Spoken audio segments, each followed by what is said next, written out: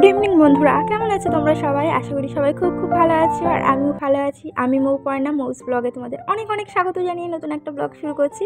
তো দেখো, আজকের ব্লগটা আমি একদম সন্ধ্যে থেকে শুরু করেছি। প্রতিদিন তো সকালে কি করি না করি সেগুলো তোমাদের সঙ্গে শেয়ার করি। তো চলো, আজকের ব্লগটা আমার সন্ধ্যে থেকেই শুরু হোক। তো আশা করি আজকের ব্লগটা তোমাদের খুব খুব ভালো লাগবে। আর আজকে হচ্ছে সন্ধ্যেবেলা দেখো, দোকানের ছেলেটা আসেনি, সেই জন্য দোকানের ডিউটিটা আমাকেই করতে হচ্ছে। আর তোমাদের দাদাভাই আজকে বাড়ি নেই।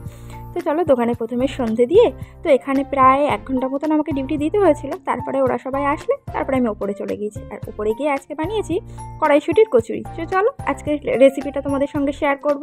আশা করি তোমাদের ভালো লাগবে। কি হচ্ছে এখানে?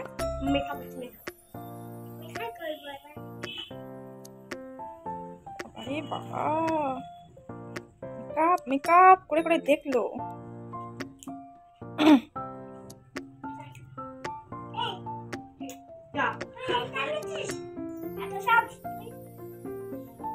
চুল ভাত বই গাড়ির লোক খুঁজে পাচ্ছে না কবে থেকে ধুই নিচ্ছি।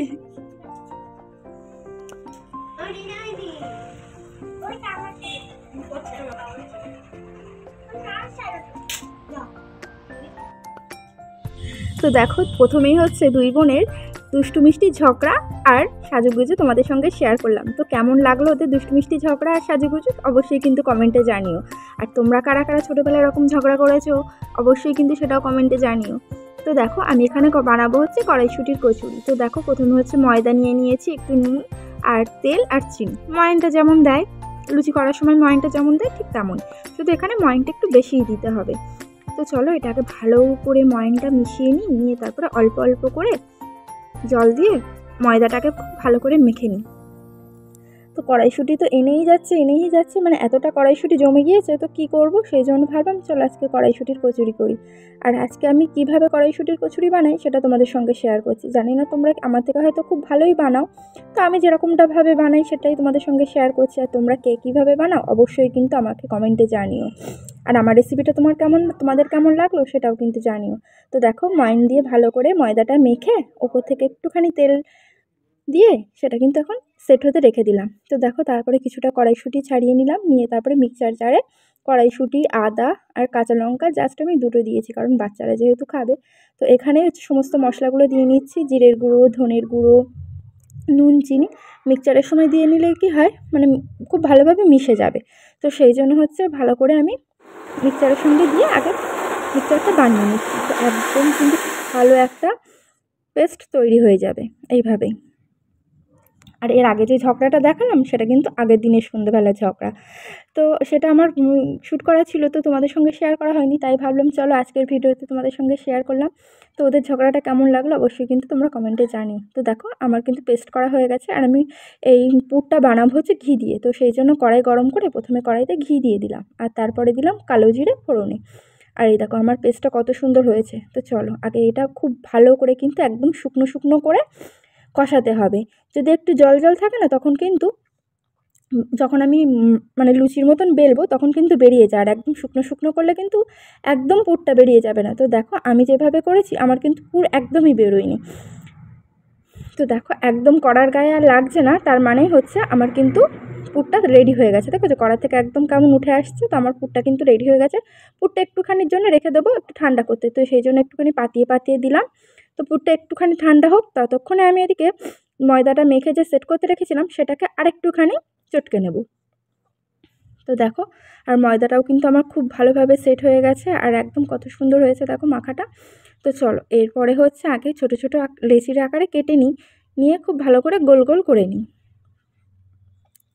তো এখানে দেখো, প্রথমে অল্প কয়েকটাই করে নেব, কারণ কড়াইশুঁটির কচুরি একটু গরম গরম খেতেই ভালো লাগে। আমরা তো খাবো অনেক রাত্রে, তো আগে হচ্ছে বাবার জন্য কয়েকটা বানিয়ে ভেজে আগে বাবাকে দিয়ে আসবো, আর বাচ্চাদের জন্য হচ্ছে কয়েকটা ভেজে নেব। তো তারপরে আমরা যখন খাবো রাত্রেবেলা তখন আমাদেরটা আবার আমাদের মতন পরেই যেয়ে বানাবো। সেই জন্য প্রথমে কিন্তু অল্প করেই বানাচ্ছি, মানে হাফটা এখন করছি আর হাফটা আবার আমরা যখন খাবো তখন। তো দেখো, আমি পুরটা কীভাবে মানে ঢোকাচ্ছি সেটা কিন্তু তোমাদেরকে দেখালাম গল্পে গল্পে। তো প্রথমে এরকম বাটির মতন করে নিতে হবে, নিয়ে বেশ খানিকটা পুর কিন্তু ওটার ভিতরে দিয়ে মুখটা খুব ভালোভাবে সেট করে নিতে হবে। তো তোমরা এখানে দেখতেই পাচ্ছ আমি মুখটা কিভাবে সেট করছি। প্রথমে এরকম দুপাশ দিয়ে চেপে নিয়ে তারপরে কিন্তু দেখো মুখটা কিন্তু খুব ভালোভাবে সেট করতে হবে, না হলে কিন্তু বেরিয়ে যাবে। তো তারপর একদম আলতো হাতে আবার একটু গোল গোল করে নিচ্ছি। তো প্রথমে হচ্ছে সবকটার পুর আগে আমি ভরে নেব, তারপরে কিন্তু আমি বেলবো। তো দেখো আমি আরেকটাও তোমাদের দেখানোর জন্য খুব ভালোভাবে, যাতে তোমরা ভালো করে বুঝতে পাও, সেজন্য আরেকটাও কিন্তু পুর ভরা তোমাদের সঙ্গে শেয়ার করছি।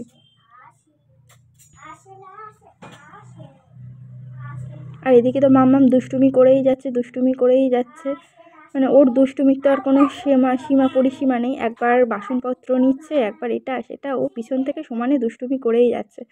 তো দেখো এখানে কিন্তু আমার সমস্ত কড়াইশুঁটির কচুরিগুলো পুর ভরা হয়ে গেছে। আর এখানে দেখো এখনও পুর অনেকটা রয়েছে, বললাম যে পরে যেয়ে আমাদের জন্য গরম গরম বানাবো, তো সেই জন্য ওই পুরটা হচ্ছে পরে বানাবো।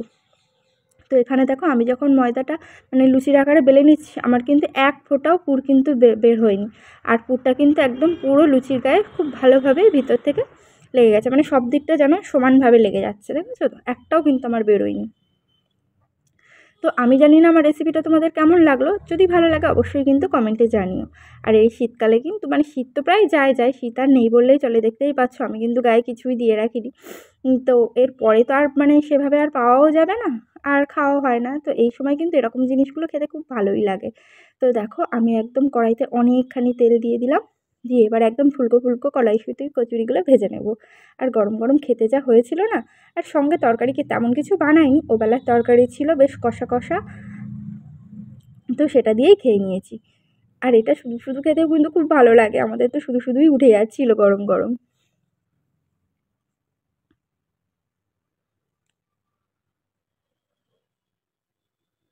তো দেখো আমার কড়াইশুঁটির কচুরিগুলো কেমন সুন্দর করে ফুলে উঠেছে।